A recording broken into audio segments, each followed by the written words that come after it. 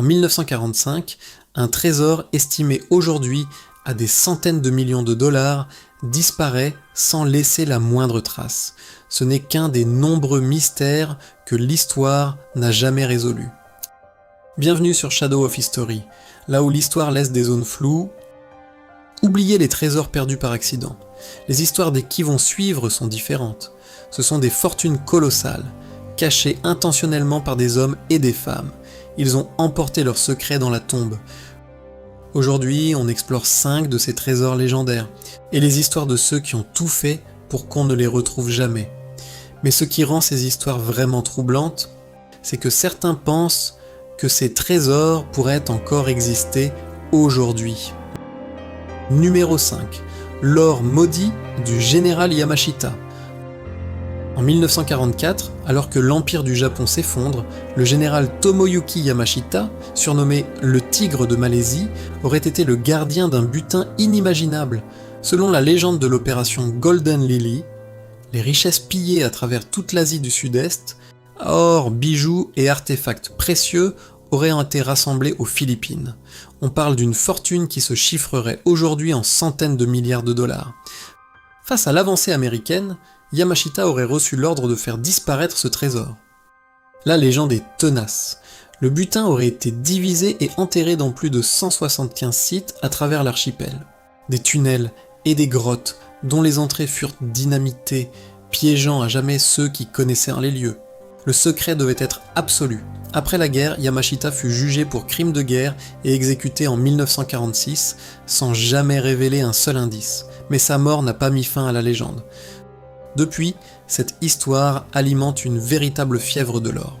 La rumeur la plus célèbre est celle de Rogelio Roxas, un serrurier qui affirma en 1971 avoir trouvé un Bouddha en or massif rempli de diamants.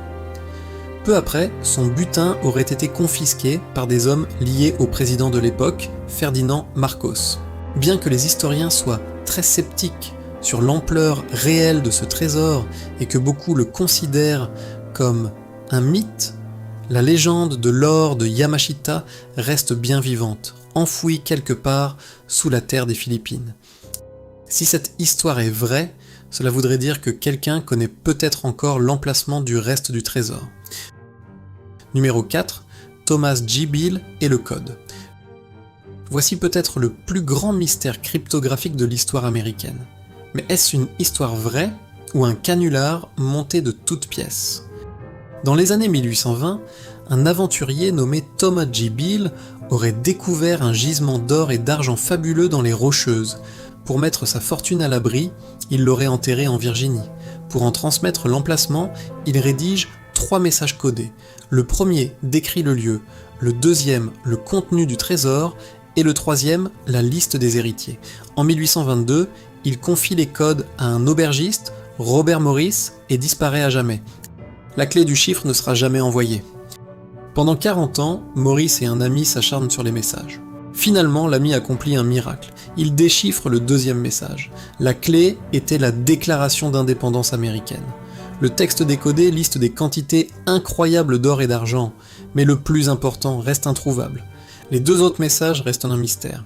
Les meilleurs cryptographes, même avec des ordinateurs, s'y sont cassés les dents. Des analyses statistiques du texte déchiffré suggèrent même que tout pourrait être faux, un simple canular pour vendre des brochures au XIXe siècle. Alors, le trésor de Beale est-il toujours là, 6 pieds sous terre, ou n'a-t-il jamais existé ? Le doute est au cœur de la légende, et ce genre d'incertitude est exactement ce qui nourrit les plus grandes légendes de l'histoire. Numéro 3. La chambre d'ambre. Imaginez une pièce entière, pas juste décorée, mais construite avec des tonnes d'ambre, de feuilles d'or et de pierres précieuses. Surnommée la 8e merveille du monde, la chambre d'ambre était un chef-d'œuvre architectural, offert en 1716 par le roi de Prusse au tsar de Russie Pierre le Grand. Sa valeur est aujourd'hui estimée à près de 500 millions de dollars. Installée près de Saint-Pétersbourg, elle a fasciné l'Europe pendant 200 ans. Mais en 1941, les nazis envahissent l'Union soviétique. Les conservateurs, paniqués, tentent de la démonter. Mais l'ambre est trop fragile. Ils la cachent alors derrière un simple papier peint espérant que les soldats passent à côté.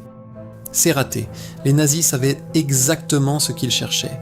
En 36 heures, la chambre est démantelée, mise en 27 caisses et expédiée au château de Königsberg en Allemagne comme un trophée. Et c'est la dernière fois qu'on la verra. En 1945, alors que la ville est bombardée et que l'armée rouge approche, la chambre d'ambre s'évanouit. A-t-elle brûlé dans le château ? A-t-elle été chargée sur un navire qui a coulé en mer Baltique, comme le Karlsruhe, dont l'épave a été retrouvée en 2020 avec de mystérieuses caisses, ou est-elle cachée dans un bunker oublié ? Les théories sont nombreuses, mais aucune preuve. Une réplique a été construite en 2003, mais l'original reste l'un des plus grands trésors culturels jamais retrouvés. Si ces mystères vous intriguent, et que vous aimez explorer les secrets que l'histoire n'explique pas, pensez à vous abonner à Shadow of History pour ne pas manquer les prochaines enquêtes.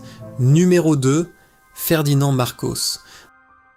Notre deuxième histoire n'est pas celle d'un gardien, mais d'un homme de pouvoir. Il a transformé une chasse au trésor en affaire d'État. Ferdinand Marcos, dictateur des Philippines, pendant 21 ans. Son obsession est directement liée à notre premier mystère, l'or de Yamashita. La légende veut que lorsque le serrurier Rogelio Roxas a découvert son Bouddha en or en 1971, Marcos, alors président, aurait utilisé l'armée pour le lui voler. Roxas aurait été arrêté et torturé pour révéler l'emplacement du reste du trésor. Cet événement aurait marqué le début d'une quête secrète et impitoyable. Marcos aurait lancé de vastes opérations de fouilles, utilisant les ressources de l'État pour sa chasse personnelle. A-t-il vraiment trouvé une partie de l'or légendaire ? Le mystère est total. Après sa mort, sa veuve, Imelda Marcos, a prétendu que oui. Beaucoup soupçonnent que leur fortune personnelle, estimée à des milliards de dollars, viendrait en partie de cet or. Marcos est devenu le gardien, non pas d'un trésor, mais des secrets de sa propre chasse. Sa quête illustre comment une fortune cachée peut continuer à corrompre la politique des décennies après sa disparition. Numéro 1, le pirate la Buse. On termine avec la légende de pirate par excellence, l'histoire d'Olivier Levasseur, surnommé la Buse, pour sa capacité à fondre sur ses proies. Au début du XVIIIe siècle, ce pirate français écume l'océan Indien. Son plus grand coup, la capture en 1721 du navire portugais, la Vierge du Cap, qui transportait les richesses du vice-roi des Indes, un butin absolument colossal, or, diamants par milliers et objets précieux. Mais toute belle chose a une fin. En 1730, la Buse est capturée et condamnée à mort sur l'île Bourbon, aujourd'hui La Réunion, et c'est sur l'échafaud que la légende prend une nouvelle dimension. Juste avant d'être pendu, il aurait jeté un cryptogramme dans la foule en criant « Mon trésor, à qui saura le prendre ?» Depuis près de 300 ans, la chasse n'a jamais cessé. Des Seychelles à Madagascar, des milliers d'aventuriers ont cherché ce butin, estimé aujourd'hui à des milliards. Le cryptogramme existe toujours, mais il reste indéchiffrable. La Buse n'a pas seulement caché son or, il a créé une énigme qui continue de hanter les chasseurs de trésors du monde entier. Du général cachant un butin de guerre aux pirates laissant une énigme pour la postérité, ces histoires nous rappellent qu'il y a une histoire humaine. Ces gardiens ont rendu ces fortunes presque impossibles à trouver. Aujourd'hui, ces trésors dorment toujours quelque part, attendant peut-être que quelqu'un lève enfin le voile sur leurs secrets. Et vous, lequel de ces trésors vous fascine le plus ? Connaissez-vous d'autres histoires de gardiens de trésors ? Racontez-nous tout dans les commentaires. Si cette vidéo vous a plu, abonnez-vous à la chaîne pour explorer l'histoire autrement. Likez et partagez avec un passionné de mystère. C'était Shadow of History, là où l'histoire laisse des zones floues et où les mystères restent toujours vivants. À bientôt pour une nouvelle vérité.